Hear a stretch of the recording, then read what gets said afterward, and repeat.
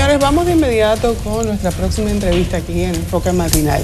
Y nos acompaña Carolina Serrata Méndez. Ella es candidata a diputada por la circunscripción número 1 por el Partido Revolucionario Moderno. Joven, muy joven. ¿Cómo se hace? Y voy a comenzar de inmediato, primero dándote los buenos días. Muy buenos días, muchas gracias. Y luego te voy a hacer una pregunta porque sé que es muy difícil hacer política con pocos recursos. Así es. El Partido Revolucionario Moderno, siendo un partido muy joven, no le ha tocado los recursos que tal vez necesitaría para desplegar una campaña y poder competir con los dos partidos que reciben mayor cantidad de fondos desde la Junta. ¿Cómo se hace para hacer política con pocos recursos? Primero, muy buenos días, Elizabeth, Franklin, Karina, por la invitación, por permitirnos participar aquí en su espacio.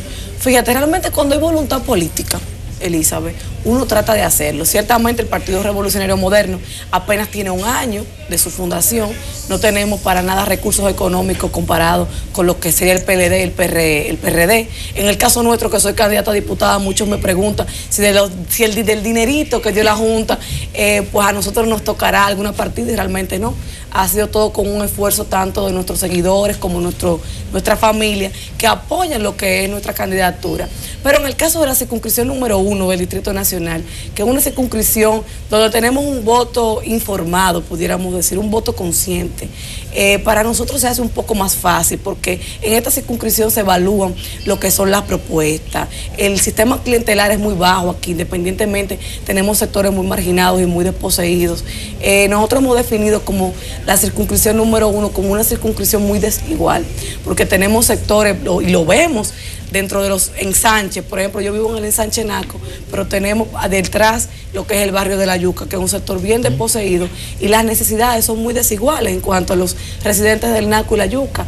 Pero igual tenemos también en el sector de los Prados, los Praditos, sabemos la desigualdad social, e independientemente de la campaña masiva publicitaria, vale destacar que aquí en la circunscripción número 1 del Distrito Nacional la publicidad es más costosa. O sea, poner aquí una valla, un letrero es bastante costoso, pero hemos trabajado con propuestas, con la voluntad política de que la gente quiere un cambio. Cuando salimos a las calles, ver las problemáticas de cada una de la ciudadanía, pues la gente se motiva, y ver principalmente a uno como mujer y como joven involucrado en la vida política, que ya de por sí es un reto, pues nos motiva a seguir trabajando. Al ser un núcleo de votantes, la circunscripción número 1, donde la gente tiene un nivel profesional, académico, que sobrepasa el límite de lo que son los otros sectores del país, las encuestas que son publicitadas por el Partido de Liberación Dominicana, que le dan una ganancia de causa, tú que andas con el candidato, tú que andas sola caravaneando, haciendo contacto mano a mano en los barrios, ¿cómo se traduce esa información de la encuesta con la información que tú percibes cuando haces recorrido? La información que realmente se publican en las encuestas son totalmente desproporcionales a lo que uno ve en las calles. Bueno, ahí estamos mirando unos videos, nosotros hemos caminado palmo a palmo lo que es el Distrito Nacional, y vemos cómo esa es la verdadera encuesta cuando uno sale a las calles. Y yo le pregunto muchas veces a mis familiares y a mis compañeros políticos cuando veo estas encuestas, ¿pero te han llamado alguna vez, te han visitado para encuestarte? Y la triste sorpresa es de que no. Entonces, es muy cuestionable esos resultados con la realidad social, porque nosotros no estamos en un cuarto frío, en una oficina, sino viendo realmente cuál es la voluntad de la gente, y viendo estos resultados que le dan principalmente al partido de gobierno, viendo que se han desprendido varios partidos del bloque progresista, y ver este supuesto aumento es muy cuestionable realmente. Bueno, hablamos de la fortaleza que de manera oficialista se posee, el tema de los recursos económicos, pero el PRM, ¿qué tiene como fortaleza que ofrecer a la ciudadanía dominicana? Lo primero es, Karina, que el PRM, principalmente nuestro candidato presidencial Luis Abinader, ha presentado sus programas de gobierno en diferentes áreas, por ejemplo, el gobierno joven, del que nosotros fuimos parte, en la redacción de dicho programa, donde nosotros planteamos diferentes proyectos de leyes que ya lo asumiremos nosotros cuando lleguemos al Congreso de la República, que está la ley de emprendimiento e innovación, por ejemplo, que da facilidad a aquellos jóvenes ya profesionales para que tengan la facilidad, conjuntamente con la creación de un Fondo Nacional de Inversión, conjuntamente con Promipyme, para que estos jóvenes puedan salir a camino y puedan tener su negocio, echar para adelante, porque independientemente tenemos fondos que regulan el tema de las pymes, pero no se le da prioridad en especial a lo que es a la juventud. Un joven, según la ley, es de 15 a 35 años, y muchas veces estos jóvenes los vemos cuando salen de las universidades, pues prácticamente hasta ociosos, porque no tienen ni siquiera este sustento de poner su pequeño o mediano negocio, pero ni siquiera de conseguir un empleo en el área en la que se han capacitado. De igual forma también vamos a llevar al Congreso de la República, con la voluntad política de nuestro candidato presidencial Luis Abinader, lo que sería la ley del empleo joven.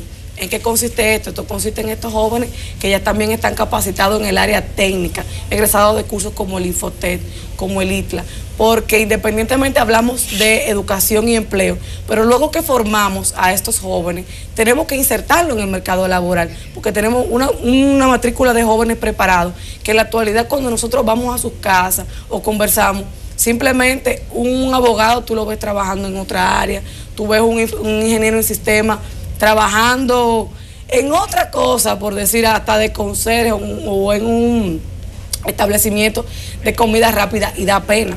Pero poseen estadísticas para poder identificar. Claro que sí, nosotros realmente hemos trabajado eso, de que vemos que el joven dominicano, luego de que termina sus estudios, migra. ¿Por qué migra? Entonces hemos hecho un levantamiento de que también en las empresas privadas tampoco tienen un convenio, diríamos, ganar-ganar. ¿Por qué no contratan a esta mano de obra joven, capacitada? Bueno, ellos entienden que como no tienen experiencia, se les es más fácil contratar a un adulto más capacitado, pero que también tenga la experiencia. ¿Cómo le pide experiencia a un joven? Sencillo.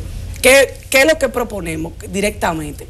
De que dentro de la matrícula de empleos que puede tener en el sector privado, ya sea las empresas multinacionales o las nacionales, se le dé una terna a estos jóvenes que ya han sido egresados, tanto de ITLA, Infoteo, de las universidades privadas del país, y de que 1% sea empleado en esas instituciones.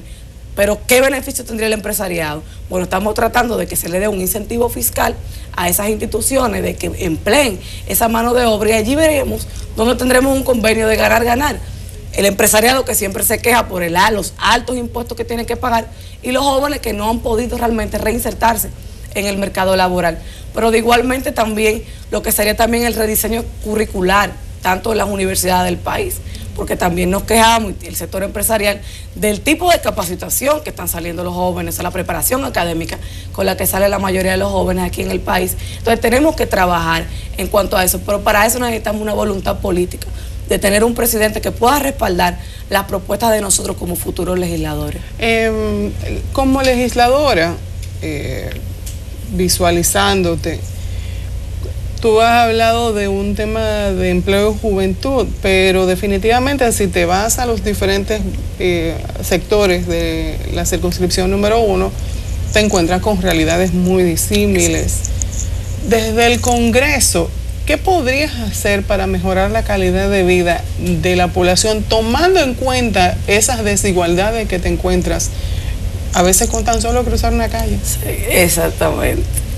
Fíjate, la desigualdad es muy amplia, porque cuando voy a un sector, la problemática pudiera ser la falta de empleo de calidad, de un empleo de calidad, pero cuando voy a otra es que ni siquiera le llega el agua potable, que ni siquiera tiene luz.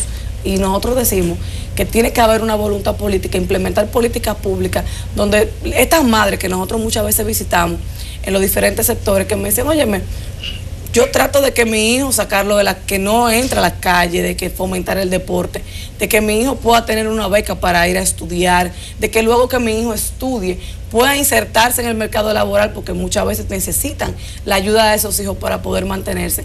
Y entendemos que en el Congreso de la República no solamente la función de un congresista es de legislar, sino también la de fiscalizar, Elizabeth. Algo que realmente olvidamos. O sea, el congresista tiene la labor de fiscalizar de qué se hace con los recursos del Estado, de qué está haciendo un ministerio, qué está haciendo tal dirección, con los recursos realmente que debe de administrar. Y vemos, por la falta de voluntad política o muchas veces por las líneas partidarias, los congresistas se limitan a ni siquiera hacer las preguntas necesarias, llamar realmente a una audiencia pública de ver qué es lo que está pasando. Nosotros nos comprometemos con la ciudadanía dominicana, que independientemente nosotros vamos por el Partido Revolucionario Moderno, que también tenemos apoyo del Partido Humanista Dominicano, del Partido Frente Amplio, pero primero tenemos que tratar de representar a esa población dominicana, de dignificar la calidad de vida de la gente. Vemos cómo tenemos proyectos de ley, como la ley de partidos políticos, que simplemente la tenemos engavetada. Se ha hablado mucho del tema, pero no ha habido voluntad de ninguno de los actores del proceso para que eso sea una realidad. Y cuando no tenemos esa voluntad, ni una ley interna que regule hasta las mismas escogencias de los candidatos internos del partido, que le ofrecemos al electorado afuera cuando de manera interna no evaluamos los perfiles correspondientes. En Carolina Serrata ustedes van a tener no solamente una legisladora, una congresista, sino una amiga que va a trabajar palmo a palmo, que hará asambleas comunitarias para ver cuál será la problemática de la ciudadanía dominicana, porque tenemos que recordar que independientemente nosotros representamos el electorado de la circunscripción número 1, pero estos proyectos de ley, estas causas sociales van a beneficiar no solamente a la circunscripción número 1, sino a nivel nacional. De acuerdo. Carolina, en nuestro país no hay un político de nombradía preso. No. Y las cárceles están llenas de muchachos y de gente joven que delinquen por una u otra causa, sin ninguna justificación aparente, pero obedeciendo a una distribución de los recursos nacionales de manera que no es equitativa. ¿Cómo hacer conciencia en esa gente que no tiene trabajo, que no tiene dónde ir, que se pasa sentado frente a un colmadón o haciendo cualquier cosa que lo mandan a hacer en las esquinas, sembrándole la ilusión o el ejemplo de que se sanciona lo mal hecho? Lo primero es, Franklin, que estos jóvenes, y no es justificando al joven que delinque, porque lo que pasa es que tienen la falta de oportunidad es terrible, y es lo que venimos diciendo. En un país donde independientemente hemos luchado por un 4% para la educación y que se ha aprobado que es una lucha social, que es una lucha del pueblo, pero vemos cómo esos recursos no se distribuyen en cuanto a lo que tiene que ver con el tema educativo. Vemos como los maestros no son bien pagos, vemos como el sector salud igual lo vemos haciendo huelga por un porcentaje del 5%. Entonces vemos a estos jóvenes que el ejemplo es el siguiente: ven al político o ven al pelotero o ven X o Y profesión.